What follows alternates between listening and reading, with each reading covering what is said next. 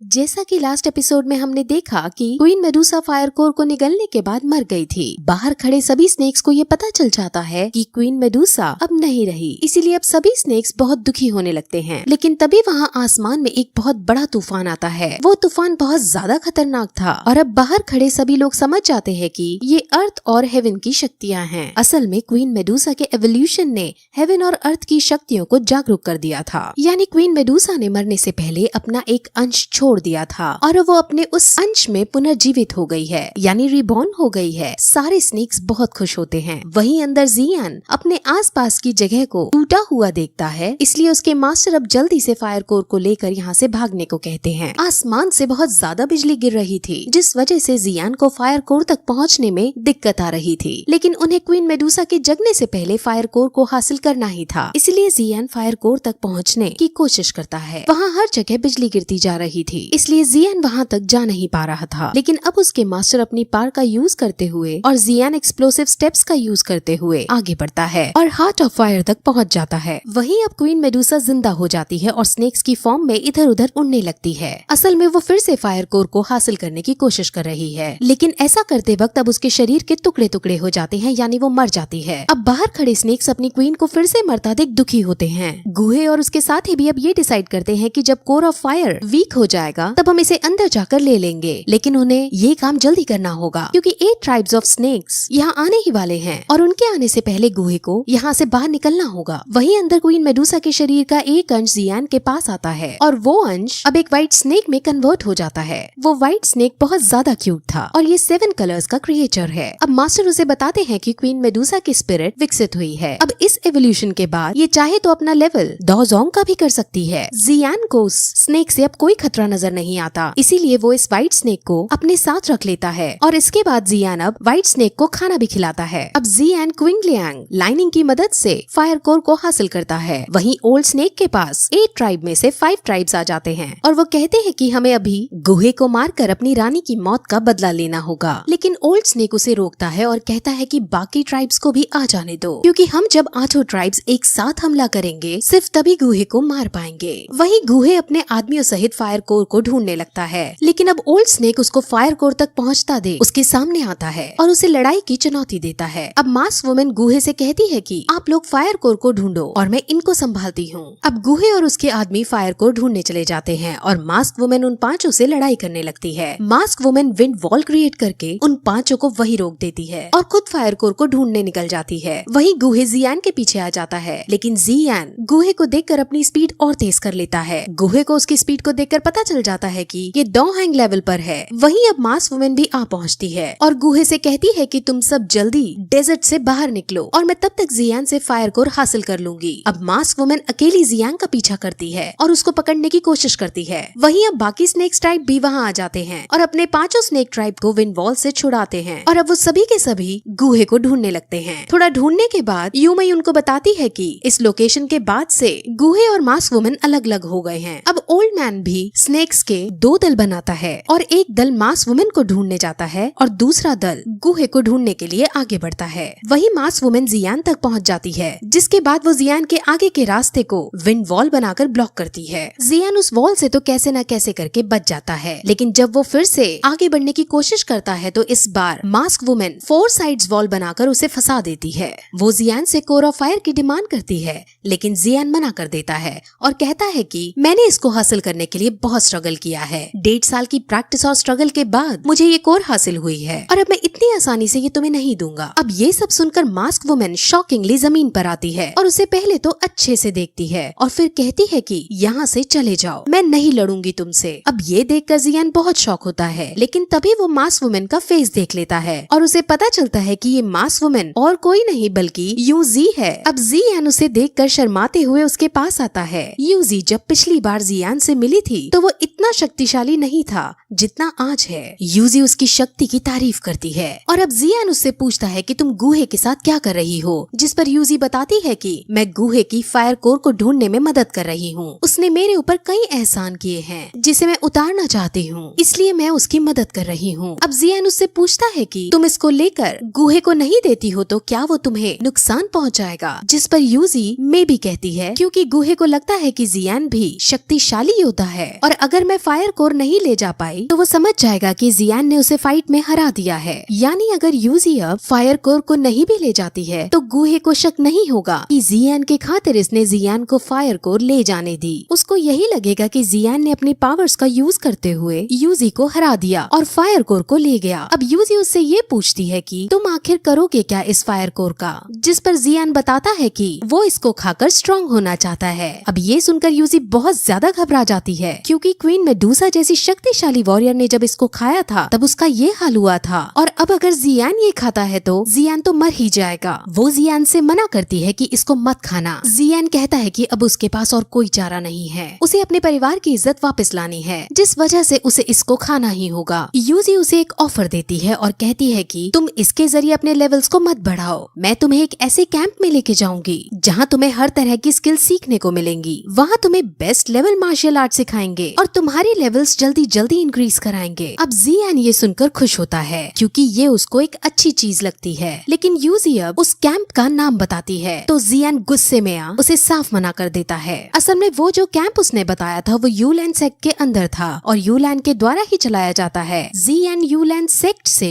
बहुत ज्यादा नफरत करता था क्योंकि नालैंड यूलैंड सेक्ट से ही ताल्लुक रखती है। अब गुस्से में आकर जियान वहाँ से जाने लगता है, लेकिन यूजी उसे रोकती है और कहती है कि अच्छा ठीक है, हम यूलैंड सेक्ट की बात नहीं करेंगे, लेकिन तुम अब मुझे ये प्रॉमिस करो कि तुम इसे स्वैलो नहीं करोगे। लेकिन जियान के पास क्योंकि अब और कोई चारा नहीं था, इसीलिए जियान बिना प्रॉमिस किए वहाँ से जाने लगता है। वो अपने कदम आगे बढ़ाता है, लेकिन तभी वो पीछे मुड़कर देखता है तो यूजी उसकी तरफ बड़ी मायूसी से देख रही थी। जियान अब कोर ऑफ फायर को फेंक कर यूजी के पास आ जाता है और उसे गले से लगाकर किस करता है। यूजी भी उसे किस करती है। वो दोनों एक दूसरे से काफी प्यार करते थे। अब वहाँ रोमांटिक एंगल बन जाता है और यूजी की आंखों से आंसू आने लगते हैं। जियान अब उसे अलविदा कहता है और फायर कोर को लेकर वहाँ से चला जाता है। अब उसके जाते ही यूजी बहुत ज्यादा उदास हो जाती है। वहाँ जियान के जाते ही अब ओल्ड स्नेक के साथ 4 स्नेक ट्राइब आ पहुँचते हैं और सभी के सभी अब एक साथ यूजी पर हमला करने लगते हैं। यूजी अभी जियान के जाने के गम में थी, जिस वजह से वो पहले तो उन पर काउंटर अटैक नहीं करती, लेकिन जब स्नेक्स अपनी लिमिट क्रॉस कर देते हैं तब यूजी गुस्से में आ उन सभी को एक साथ मारने लगती है। अब स्नेक्स को पता चल जाता है कि यूजी को वो ऐसे नहीं हरा पाएंगे, इसीलिए वो सभी स्नेक्स अब अपनी पावर्स का यूज करते हुए एक क्रीचर का फॉर्मेशन करते हैं और उससे यूजी पर अटैक करवाते हैं। वहीं जियान जो अब आगे बढ़ रहा था वो आसमान में स्नेक्स की एनर्जी को देखता है और समझ जाता है कि ये एनर्जी वहीं से आ रही है जहां लास्ट टाइम वो यूजी से मिला था, यानी यूजी अभी खतरे में है। वो तुरंत वहां जाने का डिसाइड करता है। वहीं वो क्रीचर अब यूजी पर अटैक करने लगता है।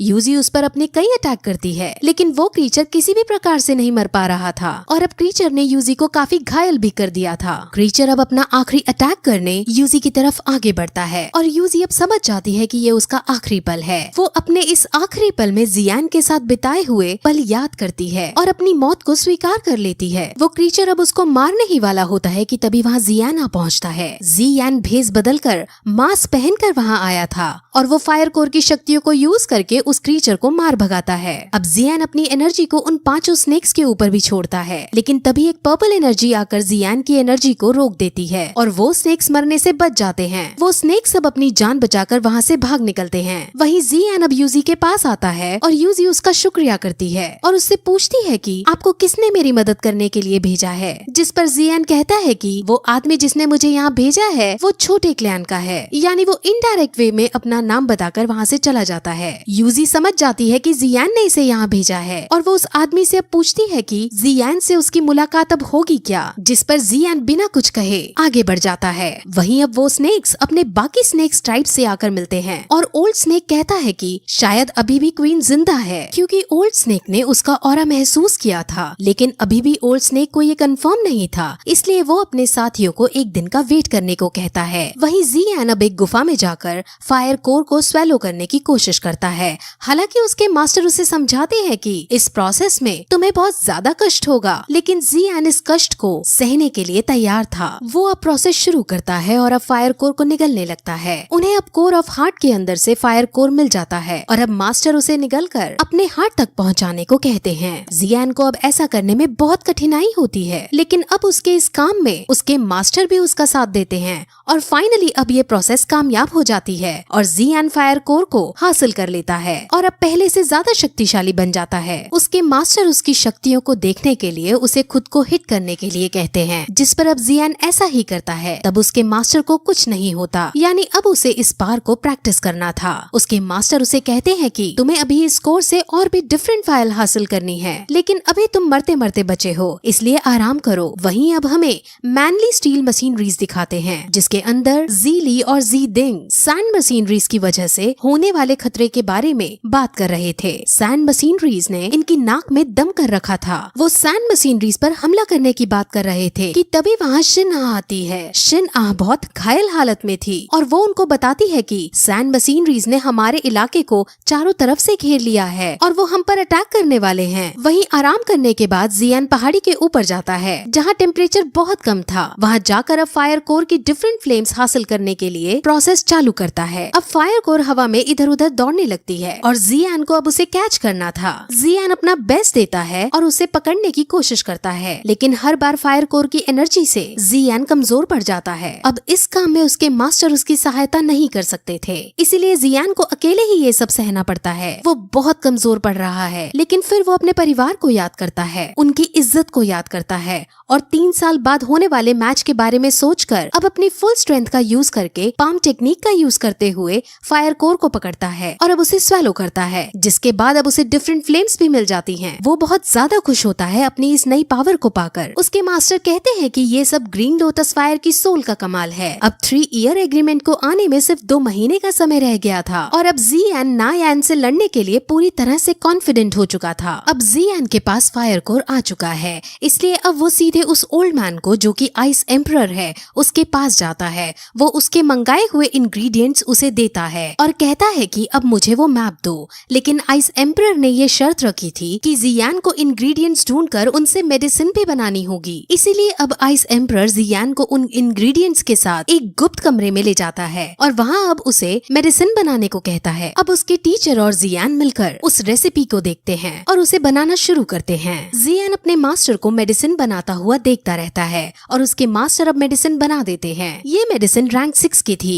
और ये देखकर जियान बहुत ज्यादा खुश होता है। जियान अब मेडिसिन को लेकर बाहर आइस एम्परर के पास आता है और उसे रैंक 6 की एटर्निटी पिल देता है। हालांकि आइस एम्परर को ये शक होता है कि क्या सच में ये बच्चा ये पिल बना पाया होगा या फिर ये मुझे चूना लगा रहा है, लेकिन जियान कहता है कि अगर आपको ये नहीं चाहिए तो आप मुझे ये वापस दे दो। मैंने ये हासिल करने के लिए बहुत मुश्किलों का सामना किया है, यहाँ तक कि मैं स्नेक्स के पास जाकर क्वीन मेडुसा से भी लड़ा था और अब तुम मुझ पर शक कर रहे हो। आइस एम्परर उसकी बात पर यकीन कर लेता है और अब दूसरे कमरे में जाकर उस पिल को खा लेता है और पिल को खाने के तुरंत बाद क्वीन मेडुसा का श्राप उसके ऊपर से हट जाता है और उसकी शक्तियाँ उसे वापस मिल जाती है। अब जियान वहाँ आता है और कहता है कि आपको पावर्स वापस मिल गई हैं और आप पहले की तरह बहुत शक्तिशाली हो गए हैं। आइस एम्परर अब जियान की कैपेबिलिटी को देखकर समझ जाता है कि इस लड़के में कुछ तो अलग बात है, जो इसने इस उम्र में रैंक 6 की एटर्निटी पिल बना ली है। अब आइस एम्परर जियान की तारीफ करता है और अब उसे उस मैप का टुकड़ा दे देता है। वहीं मैंडी स्टील मशीनरीज के अंदर सैंड मशीनरीज घुस चुकी थी और वहाँ पर ज़ीली और एक वॉरियर के बीच, जिससे सैंड मशीनरीज ने हायर किया है, उसके बीच फाइट चल रही थी। उसका नाम मोरे है और वो बहुत शक्तिशाली है। ज़ीली उसका कुछ भी नहीं बिगाड़ पा रहा होता और अब वो हार जाता है। मोरे अपने इस मैच को खत्म करने के लिए ज़ीली को जान से मारने के लिए आगे बढ़ता है और ज़ीली अब मरने ही वाला होता है कि तभी जियान वहाँ आ पहुँचता है और अपने भाई ज़ीली को बचा लेता है। अब वो मोरे से फाइट करने लग जाता है और मोरे भी अपने सामने एक शक्तिशाली योद्धा को देखकर खुश होता है, क्योंकि उसने कई सालों से किसी बड़े योद्धा से फाइट नहीं की थी। जियान अब बहुत शक्तिशाली हो चुका था, लेकिन अब भी वो मोरे को नहीं हरा पाता। जियान पहले ही अटैक में बेहोश हो जाता है। मोरे अब उसकी हार को देखकर बहुत हंसता है, लेकिन तभी जियान खड़ा होता है और वो अपने पर्पल विंग्स का यूज करते हुए मोरे को आसमान में उड़ा ले जाता है और उसे नीचे फेंकता है। अब मोरे को भी गुस्सा आ जाता है और वो आर्मर क्रिएट करता है और अब उस पर अटैक करता है। उन दोनों में फाइट होती है, लेकिन इस बार जियान उसको बुरी तरह मात दे देता है। अब जियान के भाई उसकी एबिलिटीज को देखकर खुश होते हैं। वो तीनों भाई अब चाय पीते हैं। वो चाय पी ही रहे होते हैं कि तभी वहाँ अचानक आइस एम्परर आता है। आइस एम्परर अपने साथ एक आदमी को भी लाते हैं और ये आदमी कौन है और अब आगे क्या होने वाला है, ये हमें अगली वीडियो में पता चलेगा। सो अगर आपको हमारी वीडियो पसंद आई हो तो चैनल को सब्सक्राइब जरूर कर देना।